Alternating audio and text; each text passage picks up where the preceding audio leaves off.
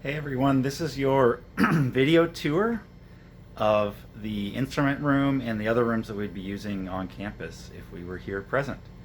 So let's get started. We're here in S235 and we'll look around the room. This is the instrument room. So we'll just look at the instruments that we'd use in this class one by one. So we'll come over here first. We'll just go sort of clockwise around the room. And this instrument here is called an ion chromatography system. So the basics of it is that, well, all of our instruments actually, let me point something out first, have this, what's called an autosampler. So in the old days, if you wanted to run a sample, you'd get it in a syringe or something like that and inject it into the instrument. But nowadays we have these little sampler robots that you basically just put your samples in a little vial. The vials for this one are somewhere down here.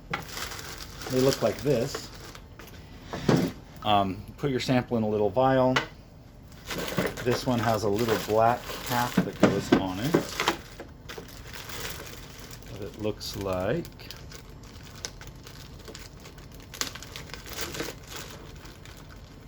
like this. And that pumps the sample into the ion chromatography system. So every one of these is a little different operation. This one has no pump mechanism in it. The pump is actually the vial.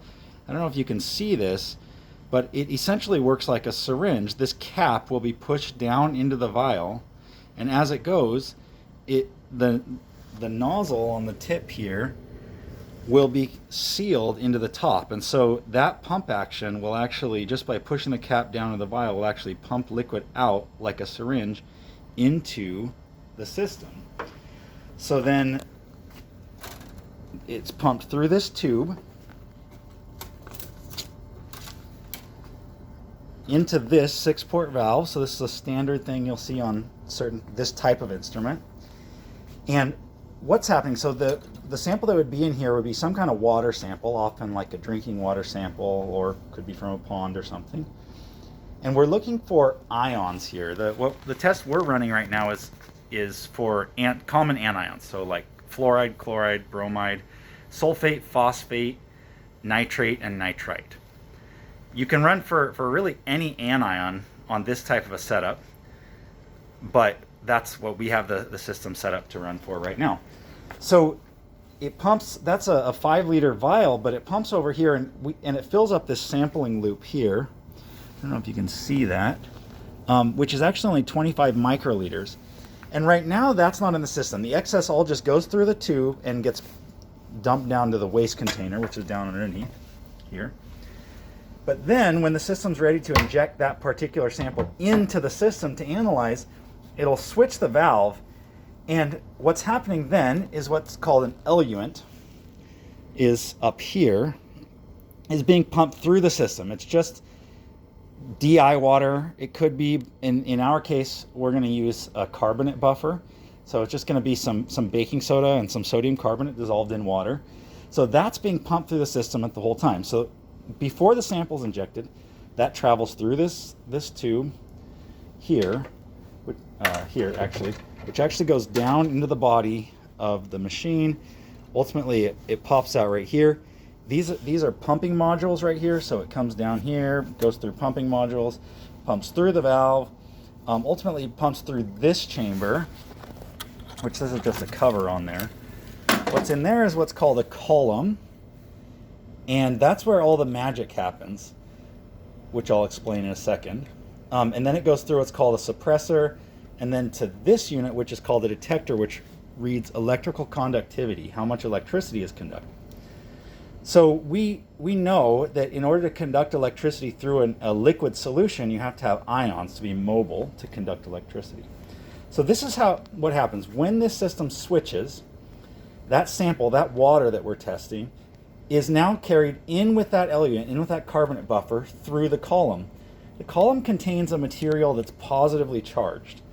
And the anions, the negatively charged ions in the sample, then experience different attractions to that positively charged material and separate out. An ion like fluoride travels through very quickly, where an ion like sulfate travels through much slower. The fluoride chloride travel through more quickly, and they're all separated from each other. One travels through in like 2 minutes, comes through here. This will remove other cations like sodium or potassium, and then it travels into here. So the only ions present will be hydrogen ions, positive hydrogen ions, and negative carbonate ions from the carbonate buffer, as well as fluoride, chloride, etc. So when fluoride comes out at a known time, because it travels through at a known rate, then you'll see more electricity conducted in this cell. And that'll show that extra electricity conducted will tell you that fluoride is present if it happens at the time that we know fluoride comes out. Same thing for chloride, bromide, nitrate, nitrite, phosphate, sulfate. So that's how chromatography works. It's a separation. And we identify different things based on the amount of time they take to travel through the system to the detector. So all chromatography systems will have these same basic elements. They'll have something that's pushing a fluid through the system. In this case, it's water with carbonate buffer in it. They'll have some kind of way to inject the sample that we're analyzing, in this case just water, into that flow. Then they'll travel through what we call a column. The column always contains a material that helps the anions, or whatever you're analyzing, the analytes separate by time. It allows some things to pass through faster, other things to pass through slower. And we know that what comes out at 2 minutes is one thing, 3 minutes is a different thing, 4 minutes is a different thing, etc., etc. And then they always pass through a detector. A detector tells you what's present, because otherwise they just pass through and go into waste. So we need some kind of a detector in line. The detector is unique for each type of analyte. If we're analyzing ions in water, then we can use a conductivity detector to see how much electricity is detected. Other systems might have things that use light, that see what light is absorbed, or what the mass of the ions is, etc. So this is a type of liquid chromatography setup for analyzing ions, and in this case it's set up for analyzing anions. You could analyze cations like sodium or potassium, but you'd have to change the column to something that's good at separating cations, that's attracted to cations. So that's pretty much it for this. This is an ion chromatography system, and I've just explained sort of how it works. We'll move around and we'll go to all of our other chromatography instruments now. So we're coming back sort of the way we were through the room. This now here is another liquid chromatography system. I'll back up. It's a tall tower, and it has the same basic elements. You see these bottles here will contain liquids that we call eluent, and they'll be pumped through the system. The pumping module is down here at the bottom. And this one's actually really, really clever. This one can actually mix solutions in line for you. So we'll generally put in solutions of like water and acetonitrile and methanol up here. And then this will mix them in whatever ratio we want them to be mixed. And it can even change that throughout the course of the analysis. So we can say start with pure water and end with pure acetonitrile or something like that. This will pump liquids into the system. In this case, we don't use a sample loop. You see that familiar 6-port valve. But when it's actually connected to a syringe, and you can see a syringe here. So the syringe can actually dictate how much of the sample to pump into the system. For this system, samples are stored in little vials like this. And there's actually a silicone and Teflon septum that's on top that's actually punctured with a needle. So a needle will come in, puncture this, that's connected to a tube that's connected to this syringe. This syringe will suck a little bit out and then switch this valve, which pumps it through this 6-port valve, which gets it into the flow of the eluent that's been being pumped through from this module down here. So again, we've got eluents liquids up here that are pumped with this module, that are pumped up on their way through this module. A little bit of sample is added to the system. They then have to be, the analytes then have to be separated, just like they do in all chromatography systems. So they pass through this column right here. This column is very short, and I'll talk about that in the class. It's so short due to some really technological advances that have happened. That old system is what we'd call a traditional HPLC system, where that runs at high pressures, but not anything in the ballpark as high of pressures as this can run at. Because of the sort of nanotechnology boom, we were able to understand how to manufacture things a little better and able to make systems run really much more efficiently. So we can do better separations on a tiny little column here than we used to be able to do on much longer columns. So all the magic, most of the magic of this instrument happens here. Whatever analyte that gets introduced to the system are separated out from each other here. On this system, we tend to run, it can be configured for other things, but we tend to run organic molecules. So we've analyzed things like caffeine here. We've been looking for ethyl acetate in vaping cartridges. That's what was causing some of those respiratory problems from when people were vaping. So we were analyzing for ethyl acetate here. We've analyzed for a few different things here, but you can analyze for thousands of organic compounds. Usually they're organic compounds that are somewhat water soluble, but you could configure it to analyze for many different things. In this case, we have two detectors. We've only been using one of them. So after they're separated out, you need to know what was present, right? So it pumps through the column, and then we need to know what's present. So right now it's traveling into this system, which is an optical detector. It sees what light is absorbed. So we shine light through it at a lot of different wavelengths, and it can read the entire spectrum of light that's absorbed for every different substance. It's called a photodiode array. So it can read absorption across the entire range, which in our case is mostly ultraviolet light, and a little bit into the visible light. So across the entire UV range and a little bit of visible, all in one shot. It doesn't have to scan or look at different wavelengths. It can just see it all at the same time. And then we take it out to the waste from there. But if we want in the future, we can also run through that and then up to this system, which is actually a mass spectrometer. The mass spectrometer module can read the mass, actually, of the molecules.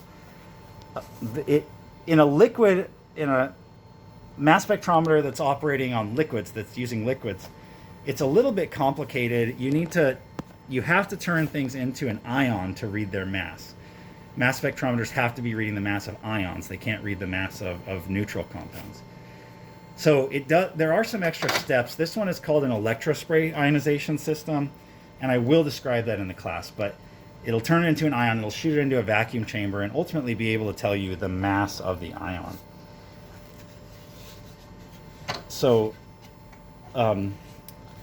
we have not been using that at this stage because it uses an entire tank of nitrogen a day to run it. So it's just been pretty complicated to run. And you can get much larger tanks or better systems for generating nitrogen on site and feeding into the system. But in this building, we haven't had room for that. So we've been choosing not to run it probably until we move to the new building. But we do, the next chromatography instrument we're going to take a look at does have a mass spectrometer on it that we are using, and that's this, a gas chromatograph. So again, it has the same basic components, but instead of pumping liquid through the system, here we have a helium gas tank set up. This one actually is hooked up to the system.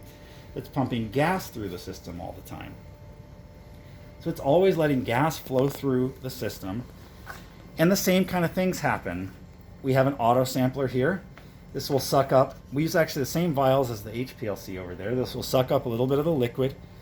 Usually for this, it's in an organic solvent, but that's not a rule. It doesn't have to be. Usually it's in a solvent like pentane or hexane or dichloromethane. It'll suck up a liquid, and it's hiding where it injects it into the system. So I'm going to take this tower off, and I'll show you where it injects into the system.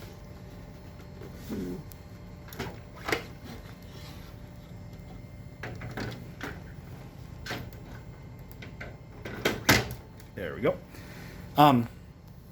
So it sucks up a little bit up here, and then it shoots it through right here. So all there is in there is another little rubber septum into an injection port. So you can see that there's gas flowing, that there's some tubes here. This is gas flowing in and out, cleaning off the septum. But there's another tube down here that you can barely see that's bringing the helium gas into the entire system. So that's bringing helium gas into the entire system. And this is what's happening inside the system. This is just an oven, a programmable oven. And there's this thing here that looks like a teeny tiny tube it looks so incredibly tiny, and it is. The inside of that is only about the diameter of your hair. So what happens is that gas is blown in, sample is injected into here. This gets very hot, so your analyte, all your solvent gets vaporized. And then in a little chamber right under that, which I'll take apart and show you later on in this class, you've got all that gas vaporized. Well, most of that gas then is blown out the back of this instrument because it's way too much. But some of it is put into this column, which is teeny tiny, and it travels around 30 meters. The column is lined with an organic compound. It's kind of like a gel. And some things travel through faster and some things travel through slower. So again, in the column, you see a separation. Some organic molecules travel through very quickly, some travel through very slowly. And the ones that travel through very faster, come out the end faster. Slower, come out the end slower, and we know by time what compound is what. But here we have one more added thing. At this point, when it exits, it goes to the detector, which is over here. And this is a mass spectrometer detector, which means when that molecule comes out of the column into the mass spectrometer detector, the molecule is bombarded with electrons and it fragments into a lot of little pieces. And the mass of those little pieces is detected based on a whole separate setup of equipment here. It's a vacuum chamber and it flies through the system. And that's a whole discussion that we'll have in class, how that works. But ultimately, what we know is that each different kind of molecule breaks down into a known pattern. So we can actually use a library to quick search to identify what it is, even if we didn't know what time a certain thing came out. The fragmentation pattern, the molecule breaks down into certain masses of atoms or of fragments of the molecule that we can then know what those things are based on the pattern that they fragment according to. So again, that's something that we'll talk about how that works, not in inane detail, but in some detail later on in the course. That'll be one of the major topics, how these mass spectrometer detectors work. You can hook up all kinds of other detectors to these types of systems. This gas chromatography actually has like the most widest array of different kind of detectors. But the mass spectrometer is sort of displacing most of them because they're getting cheap, they're getting so incredibly reliable, and they just give you more information than other detectors. So it's just so really fantastic. And in the old days, they were expensive and not super reliable, so you would tend to use one of the cheaper, reliable detectors if you didn't need a mass spectrometer. But now the mass spectrometers are just so cheap, so reliable, so sensitive that you can do almost everything on them. So they're starting to just take over everything. Almost, most GCs now, I think, tend to be sold with mass spectrometers, which is very different than 20 years ago. It would have been a lot more rare. All right, so that's our last chromatography system. Again, chromatography is pumping some mobile phase through a system. You inject a sample that has your analyte in it, the thing you're analyzing for, and different compounds are separated out as they travel through a column, and then they arrive at the detector, which tells you something's coming out of the column at different times. And the amount of time something travels through the system helps you understand what it is, or identify what it is. And the detector also gives you quantitative information, how much of it's coming out of the end of the column at that time. Okay, so that's 3 chromatography systems that we'll learn to operate this semester. Now we'll go on to some other types of instruments. So this one here is an atomic absorption spectrometer. We'll use that as well. That measures light emitted. I'm going to stick it on this side now. Or absorbed. So light absorbed or emitted by different atoms. So in order for this to work, you have to get the atom alone, not in a solution, because I don't know if you remember from your Chem 1B, But the light that's absorbed in the solution depends on what the molecules surrounding that ion are. So if you put a copper ion in and you have just pure water around it, it's different than if you have it in a solution with ammonia or hydroxide or something like that. So even pH depends on what color will affect what color the light will be absorbed. So to reliably test for a single element, then you need to have that element by itself, not touching other atoms around that element. So there's a lot of ways to do that with this system. The standard way is what's called with the flame. So literally what happens is the sample is sucked up through this tube into a chamber here where it's mixed with compressed air and acetylene. Acetylene is the same flammable gas they use in welding torches. They're buffeted around in a mixing chamber here. I think you can see this, yeah. And blown up through this burner head and actually into a flame. So what happens here first is they splatter against what's called an impact bead, turning it into like a mist, as if you were to spray out of a spray bottle. That's buffeted around a lot to turn into a very fine mist. And then when it goes up into the flame, it's heated so that any droplets totally evaporate and turn into to separate gas phase ions or individual atoms. So then the metals can be detected by shining a light through the flame, through these two windows here. You can see a window here. It'll shine the light through from this window to this window over here, through the flame. And then if it's the light of the right wavelength, then it'll be absorbed by that particular atom. You can do it emission too. You can actually shoot it up into the flame and see what light is emitted by the atoms. So you're superheating the atoms, so you're allowing their electrons to bounce and emit light. So you can do it either way. Run an emission mode where it's emitting light, or you're shining light through and seeing what light is absorbed by that atom. You might ask a quick question, how do you generate the right wavelength of light? Or maybe you don't have that question, but it's a good question. And it leads to the next part of the instrument, which is we actually use the element itself in a lamp. So if you want to analyze for magnesium, you use a lamp that contains magnesium. And these are called hollow cathode lamps. And so you actually buy a separate lamp for many different elements. So you put magnesium in the lamp, you excite magnesium atoms, they emit light that corresponds with energy transitions in magnesium. So if you want to analyze for magnesium in a flame, you put magnesium in a lamp to emit light, to shine through the flame to see if it's absorbed by other magnesium atoms. And that's basically how the system works. As usual, we have an autosampler over here. The autosampler will suck liquid up, and it actually does have a pump. You can't see it. It's called a peristaltic pump on the back here. There you go. You can kind of see it there, but it uses peristalsis, which this is actually a different peristaltic pump, so I can explain that. So a peristaltic pump uses peristalsis like in your intestines. So what it is it has a tube here, and that tube has rollers under it, and the rollers squeeze liquid through the tube.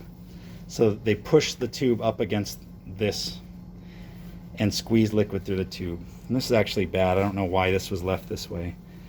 I didn't think I left it that way. The tubes aren't supposed to be left stretched, so these tubes will be ruined. You can see they're all flattened out. So we'll have to replace those tubes, but they're not expensive. And so the rollers actually squeeze liquid through the tubes over to the other side, and that's how a peristaltic pump works. So this one actually just uses regular test tubes, nothing special to push liquid up. It just uses a sampling one to suck liquid through from this test tube using a peristaltic pump. And the two basic kind of pumps we use are piston pumps and peristaltic pumps. In this class, piston pumps essentially work like a syringe with some one-way check valves on them, and I'll explain that too later in the course.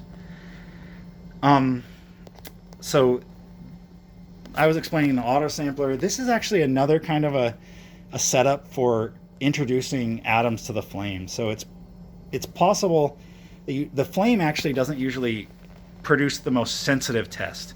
You can test for a lot of different elements that way. but the flame actually creates a lot of interference, so you don't get the most sensitive measurement there.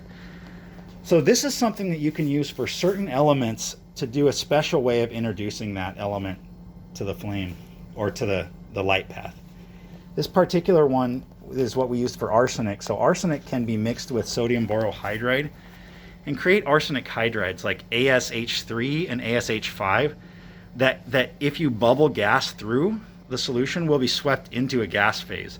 And then those can be taken through a tube into the path of light.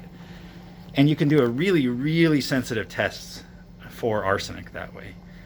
And you can do sensitive tests for mercury a similar way. And for other elements. Selenium works really well that way. In theory, lead can work that way, and cadmium, but I haven't done them here at our lab yet. But that could be something that we could do later this semester. So anyway, that's a good test for the very low detection limits for things like mercury and arsenic and selenium and other heavy metals. So that's what this separate sort of module unit is for. There are some other ways that we'll talk about how you could get an element into a light path, but I won't discuss them right now. And those are the ones that we have here on campus.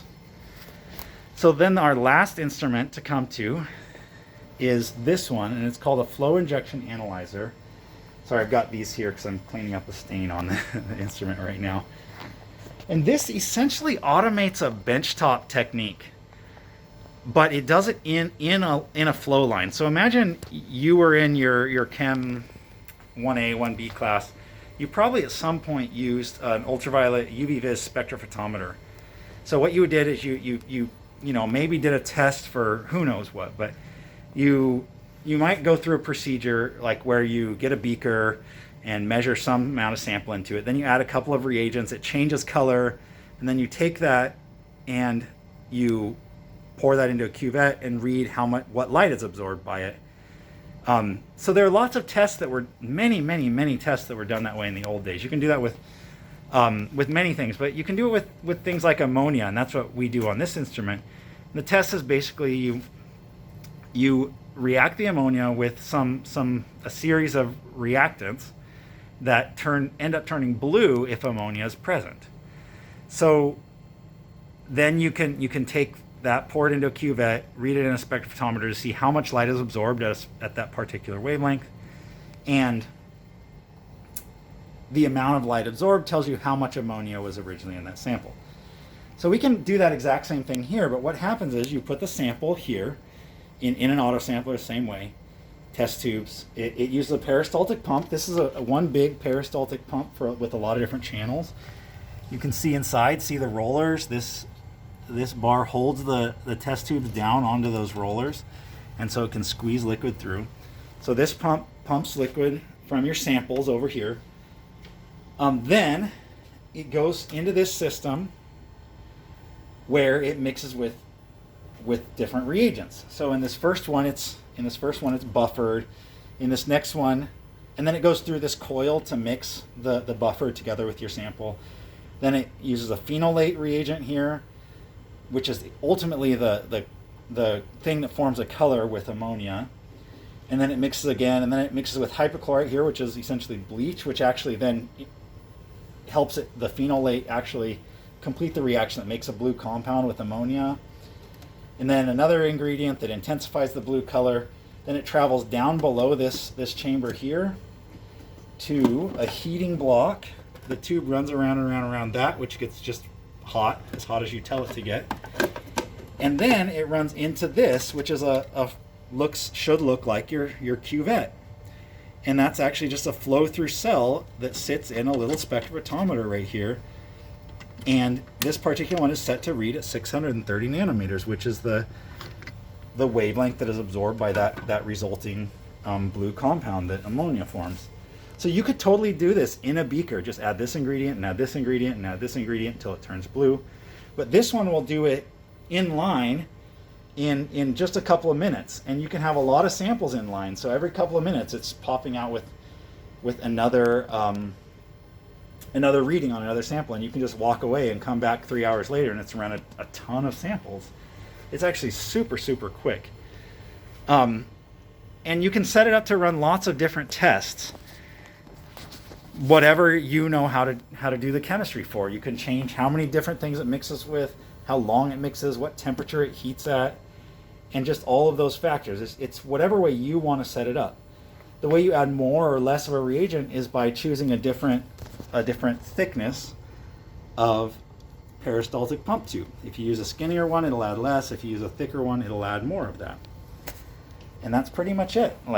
And you can run almost any benchtop test you want just on this, and that reaction will happen in the flow of the system. And if you need it to mix more, if that's not enough mixing, you just loop more and more tubing together, and it'll run through more and more loop tubing before it goes off to the detector, to the spectrometer detector that's mounted right here. So there's one bonus instrument that we probably won't get to using in our class, but our class has. It's a twin of that. It's called a discrete analyzer. And it does the exact same thing, except instead of doing it in line in the flow, we've got stuff piled all over it, so I can't really show it to you too well right now. But it's got a little autosampler inside, and it actually sucks stuff up and puts it in like a tiny little beaker and mixes it and does the reaction there, and then, it's not a beaker, it's a cuvette. It does the reaction there and mixes it, and then it actually runs that cuvette where the reaction happened into a little spectrophotometer. So instead of happening in the flow, it happens in a discrete little cuvette where it mixes and does the reaction and adds different reagents, and then reads it as well. So it does basically anything you could automate on that system over there, you can automate on this system here as well, with the same set of reagents. So anyway, that's pretty much the tour of the instrument room, and I just want to walk you then into the other rooms that we'd be using. So only two of the instruments really need to stay here probably. The one that really needs to stay is probably the atomic absorption spectrometer, because it has a compressed air supply right there, and it has a special dedicated fume hood.